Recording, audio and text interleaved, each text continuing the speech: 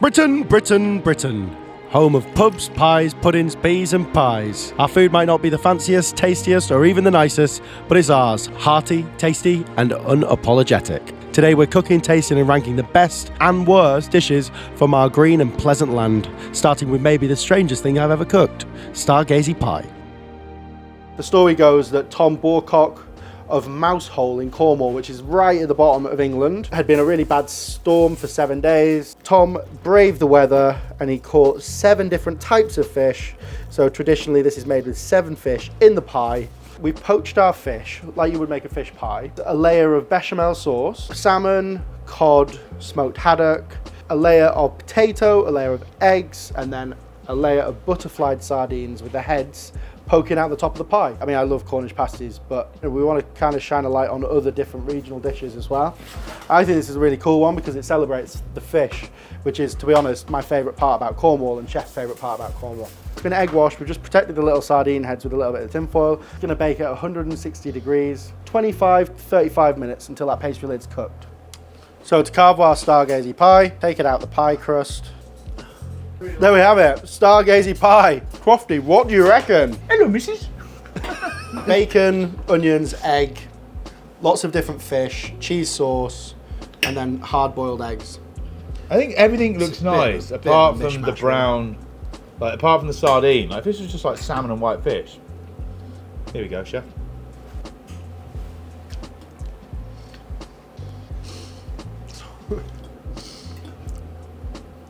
I'm gonna call it. I think it's a bit lost. I wouldn't cook or eat it again. Yeah, I wouldn't finish it either. Yeah. You, Stargazy pie. The nation's favourite. Origins of this dish is still unclear. Now, it's said to have either come from Lancashire, funnily enough, or London. So the first thing we're gonna do is just get our chips going. So next we're gonna work on our batter for the fish, baking powder, a little bit of turmeric for colour, plain flour, rice flour, that's it. For the liquids, we have some beer and we have some sparkling water.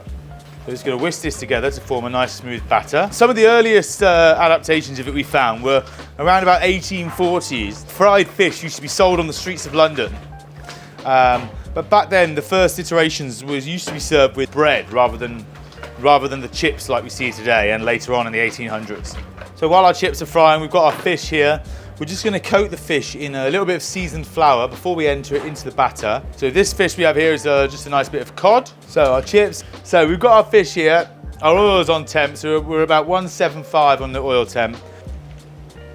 First shop that combined the fish with the chips, because obviously there was shops selling just one or the other before, was said to have been in Bow, East London, around about 1860.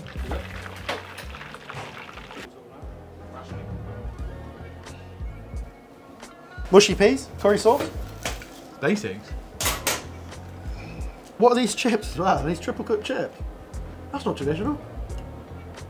Yeah, fair enough. Oh, so good. Like screaming out for a few peas and a bit of tartar sauce.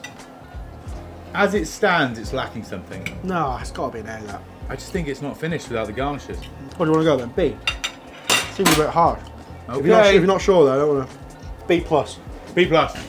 B plus, room for improvement. It would be really hard to do the best of British without talking about a really important part of the UK, which is Liverpool. Scouse is very much their kind of regional dish. I'm gonna be super honest, I don't really like Scouse that much. My grandma and my mum are all from Liverpool, and they would cook it for me, and it was perfectly nice. I didn't say that when I was younger, obviously. I didn't have a clue what I was on about, but I just wolf it down. But on reflection, having cooked it a few times since, it's not my, it's nothing crazy. Lobscouse is a Scandinavian term, and there's lots of different variations of a similar dish in either Germany all the way through to Scandinavia. Liverpool is an incredibly important port. The reason that we call people Scousers now is because of this dish. It's got a lot of parallels between something like an Irish stew, and there was a lot of Irish immigrants coming over. I think in the poorer parts of Liverpool as well, they wouldn't even have scouse, they would have blind scouse, which was a variation which basically didn't even contain meat. This is mutton shoulder, which has been diced, seared off in a pan. I remember watching an Action Bronson video where he came and ate a big bowl of scouse. on Fuck That's Delicious, and I don't know, he just looked a little bit disappointed, to be honest. He's just like, kind of like a stew, man. No wine, no frills, nothing crazy, just sweat off vegetables. And then we're going to add our raisin liquid with our meat and cook it all down. Okay, so this is nicely roasted now. We've got a little bit of colour on the vegetables, but not too much. Whack in our lamb.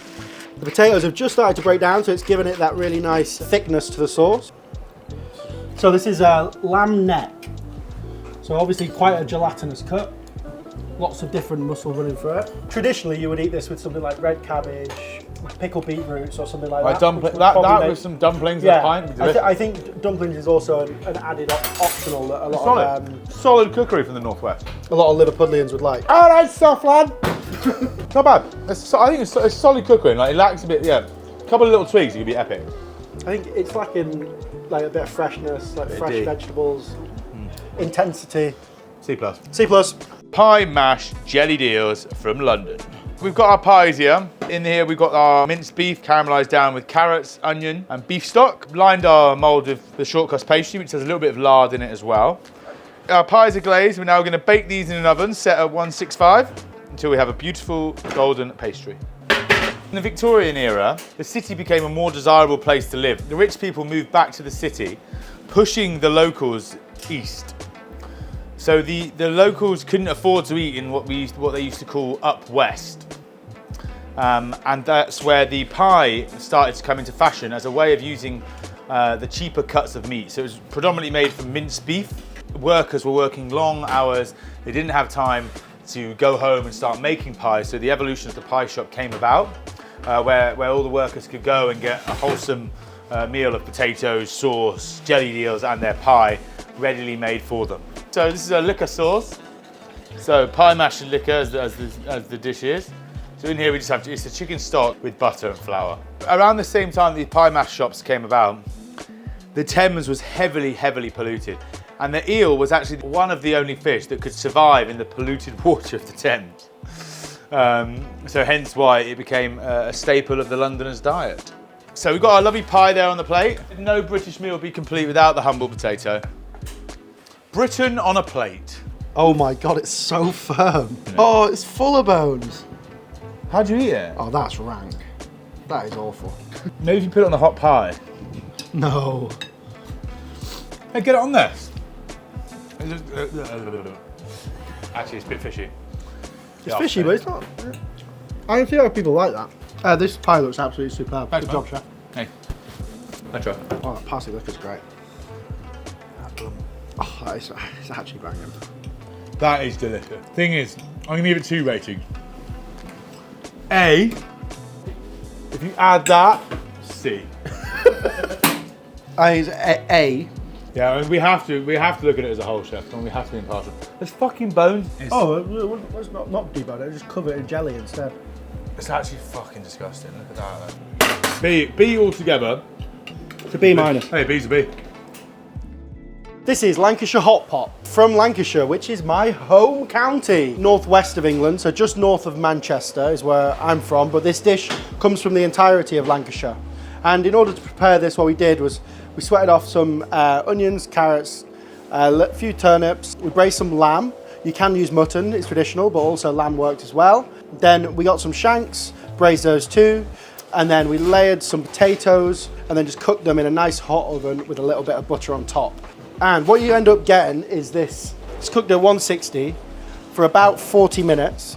Sumptuous like layer of potatoes with the cooked lamb underneath.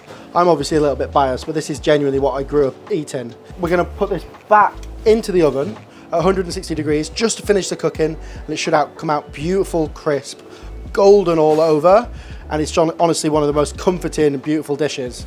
The name actually comes from the word hodgepodge in the Old English, but as we know, the French pot au feu, which has similar ingredients, sort of became a mixture of the two and turned into Lancashire Hotpot. Basically means you can chuck in anything you want and it'll basically be delicious. So back into the oven just to finish off the cooking process. Right, so this is what we're looking for: perfectly sliced, crispy potatoes. So traditionally always made with lamb or mutton.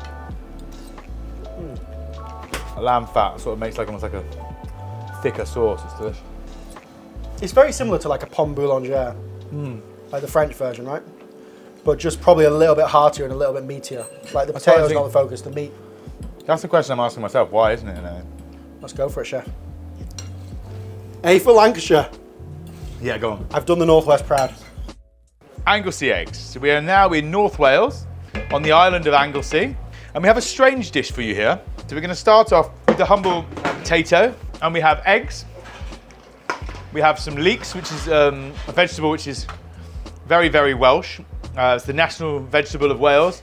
So we're just going to peel these quickly. So these have been blanched and cooled. The water going in between those layers is going to help you remove the shell of the egg. So strangely enough, on the island of Anglesey, there was an ancient tradition where children who lived on the island would go from street to street, clapping from door to door. And then in reward for their clapping, they would receive eggs, which would then be taken home and take pride of place basically in their homes. To top the eggs and the leeks, we have is covered with a cheese sauce. So we've just got a bechamel which we're just going to warm through there before we add our cheese. So we're just going to scatter our leeks all over our potato base. So we're just going to take our soft-boiled eggs and lay them out nicely, remembering that you eat with your eyes first. So, okay, so we've got our bechamel warm through. Next we're going to go in with our cheese. Generous. So it's going to cover the dish now in cheese sauce. Okay, sexy eggs going in the sexy oven. Just to glaze up nicely. And here we have it.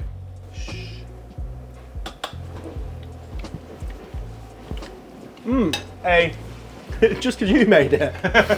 I like the leeks, they add a bit of freshness. I like the eggs, they add a bit of richness. I like the cheese sauce. It's the one I thought was going to be the worst, and it's actually perfectly nice. It's nothing to write home about, let's be honest. It's exactly what you think it's going to taste like. There's no surprises there. See? See. Pork pie. A dish that comes from Leicestershire. So Leicestershire is in the East Midlands. This is actually one of the only dishes in the UK that's got protected DOM status. This will never be an actual authentic Melton Mowbray pie because in order to be so, it has to be made in Melton Mowbray or within 25 kilometres of Melton Mowbray. Originally, this dish actually comes from the tradition of fox hunting.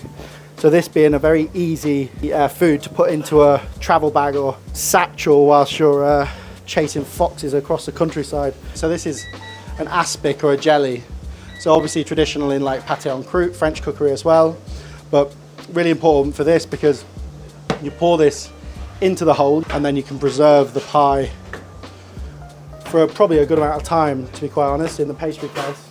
And you traditionally would use, you can buy almost like a pie tamper which goes in there and you press it all around. It's a nice water pastry which contains lard as well. Leicestershire is actually well known, it's quite a flat county, so it's well known to have a lot of pigs. The fat from that pork goes into the pastry and some of the moisture escapes into the meat. Place your lid on, impressions with a fork just to finish off the sealing of that lid. So one nice big hole, and this is going to allow us to pour the aspic in. Quite important that the aspic goes in hot. This will bake at 160, aspic will go in as it's cooling down or until it's cooled all the way down. And then you can even top up with another layer of aspic until you'll get this. Oh, hear that crust. Pork pie. If you wanted to say to someone coming to the UK for the first time, this is the best of British. I mean, it doesn't get any better. I think this is what British food's all about. I actually do. This is what we're known for. People across the pond saying British food ain't worth nothing. Tell them to eat a fresh pork pie like that. It's an A. It's an A. With a condiment, it might even be an S, but this is an A. Solid A. Okay, next up we have a Cumberland sausage. This sausage is famed for its shape. So this sausage is obviously it's made in Cumbria, in the northwest of England. So in our sausage we have black peppercorn, mace. It's the actual only sausage in the UK which has the PGI status, meaning it has to be made in Cumbria or the local areas, and also has to have a minimum of 80% meat content.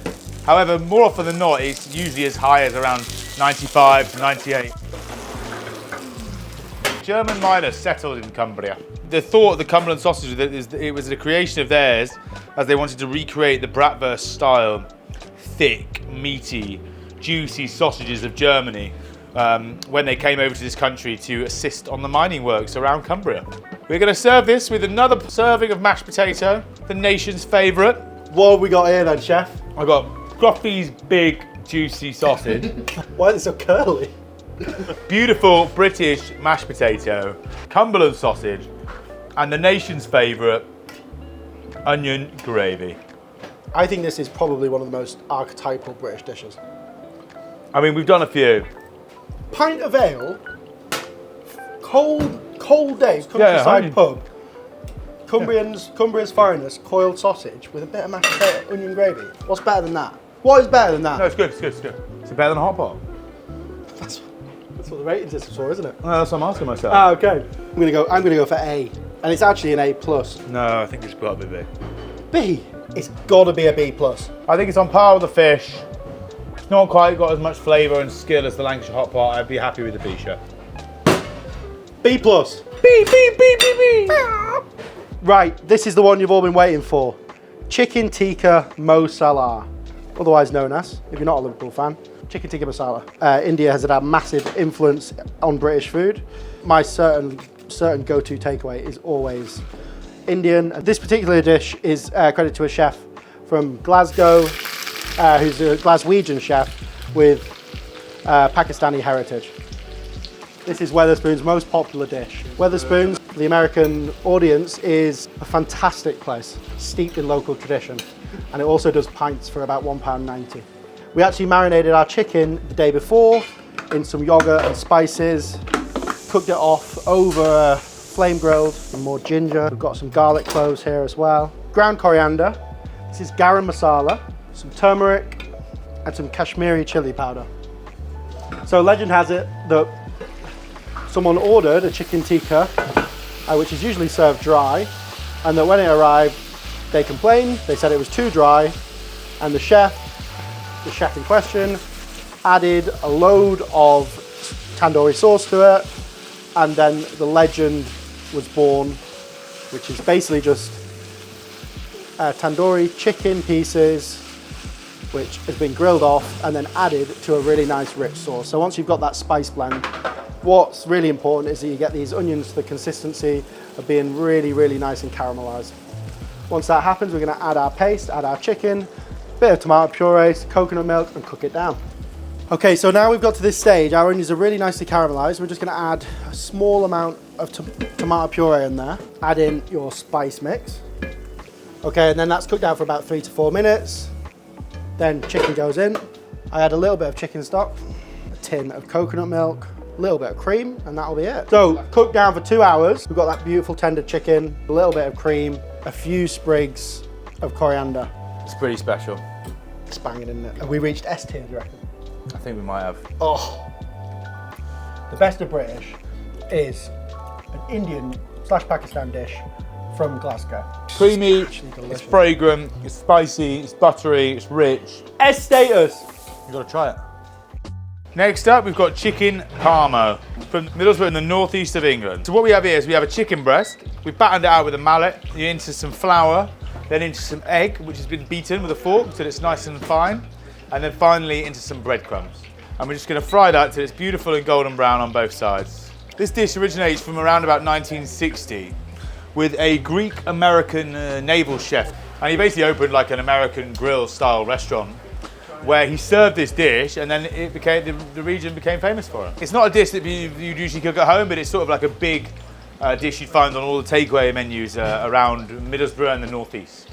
So once the chicken's cooked, it's going to come out of the fryer onto our paper to dry. It originates from chicken parmesan, which is obviously the chicken with mozzarella, tomato sauce, and parmesan. Whereas this version, a little bit more refined, shall we say. It consists of breaded chicken, white cheese sauce, and then red Leicester cheese. Humble selection of ingredients. So to our white sauce, we've got some cheddar here. I'm just going to melt that very slowly. A little bit of red Leicester in there as well. So we're going to cover our lovely, healthy chicken breast with our sauce. Just a light dousing, you know, a casual Monday night dinner. And then for a little bit of freshness, we like to just go with a little sprinkling of red Leicester. And then we would place underneath our grill, but we don't have one, And there we have it. If Carlsberg did dinners, My first chicken parma. Never tried it before. carve it table size, you know, for a little bit of elegance. There's no way this shouldn't be delicious. Yeah. My heart's not looking forward to this one. Too intense, too cheesy, too much, just too much. E. Grease City. Okay, so next dish, Welsh Rarebit. Although it's now considered probably the national dish of Wales, it turns out it's not actually invented by the Welsh. I think the English invented it to take the piss out of the Welsh. So Wales is on the very west of the country. It kind of borders the Irish Sea. It was actually a joke that the English were making about the Welsh. The Welsh thought that they were eating rabbit. So in here is just a bechamel, which is made with brown ale. We're using Newcastle brown ale, but they would use a Welsh brown ale. And then we put a little bit of mustard in there, and I've just finished that with a little bit of Liam Perrins, and we'll put a little bit more on top. You need to use like quite a nice sharp cheddar for this. Okay, so we've got our toast here, and then we're gonna layer on this beautiful bechamel. It doesn't matter if a little bit sort of cascades over the side. And just go on with a really good hit of cheddar. This is a Montgomery cheddar, so nice and acidic, but quite strong drizzle of Liam Perrins Worcestershire sauce. It's a very, very common, but very, very British condiment. And for all you Americans out there, it's Worcestershire, not Worcestershire. One just star shine. One just shush. Not Worcestershire. So I'm gonna bake this in the oven and then just finish it underneath the grill. Welsh Rarebit, it's like a boozy croque monsieur. It's simple. The taste is simple, so I think that hinders the score for me. C+? I think it's much better than Stargazy Pie. It's on a level with pie and mash. I think we go C. C. Suet Pudding. Where I come from up north, this is traditionally in a chippy, so you'd have a steamed steak and kidney pudding. But originally this dish actually comes from Sussex, they believe. Suet pudding is animal fat. You had places called knackers yards where people would take bones and animal fat, and it would be a cheaper source of fat and cooking protein rather than butter. So you don't want to make it too thin. The thickness of £2 coins put together. Suet pastry is incredibly resilient. Quite a versatile recipe. You can kind of, you can kind of be a bit flexible with what you've got. The most important thing is that suet pastry. So just trimming off the excess now around the top. So our filling is a mixture of beef, which has been really nicely braised. Got a few carrots in there and a few turnips. And we've cooked it until it's like almost falling apart, but not quite. It's gonna be super decadent, really nice and tender. 100% it's a love it or hate it thing, but I think if you grow up eating suet pudding, it's a very comforting dish. And then what you wanna do is almost like fuse it to the bottom half, finalize that crimp on the outside. We've got this nice lid that goes on top, and then that's gonna cook inside the pot for about 45 minutes until the pastry is perfectly cooked. It should have lightly sort of risen up in the mold. So flip it over, moment of truth. One tap, just for look. Oh! Look at that bad boy. Nicely held its shape, and what we're gonna do is just cover that in a beautiful bit of gravy. It looks almost glazed. Yeah. That's the glaze that's that beautiful gravy, mate. Get some more on there. Oh! Oh! Suet pastry is a lovely thing, but it doesn't half add years onto your life. Yeah, I mean, a suet pudding it's a delicious, really fucking great quality British dish. Just because it's not to my taste, you know, I feel like it deserves more than a C. Oh no, I think it's got B status, 100%. B. Signed off. B. Last but not least, my personal favourite, the roast dinner. So the roast dinner, originating from, some say, Yorkshire, was eaten usually on Sundays after church. Traditionally, you always have roast potatoes. We've got here some lovely cabbage and some red cabbage. So usually humble ingredients, nothing too fancy on a roast dinner, but it's all sort of just cooked simply. But the beauty of the dish is when they're all had together. Yorkshire, north of England. The 18th century, when this dish first came about, they would serve the Yorkshire pudding as a starter, filled with gravy, as a way of filling up the diners before they got to the main event of the beef, so they would eat less beef. Roast dinners can feature any number of different meats. You know, most common ones around the country now would be pork belly. You'd have ribeye, sometimes rump, or even you can do it on more of a budget, and they would do sort of top side of beef or thin cuts like that. Pork belly, leg of lamb, chicken. You name it, we fucking roasted it and we're actually... Honey, I'm home. This is actually the most popular dish in all of our restaurants. Yeah. And I would say probably around most restaurants around the UK. Can you think of anything better than having a nice bottle of red wine on a Sunday and tucking into a nice roast dinner? It's hard to get everything right. Sunday's best food, best day. Yeah, I mean, Smash yeah, it's an S for Sundays, but it would be a D on every other day. S status up there with the best. Superstar status. Sunday roast and chicken tikka masala. Yeah. Stargazy, let's not even go there. We've eaten our way around the British Isles, I feel absolutely pooped.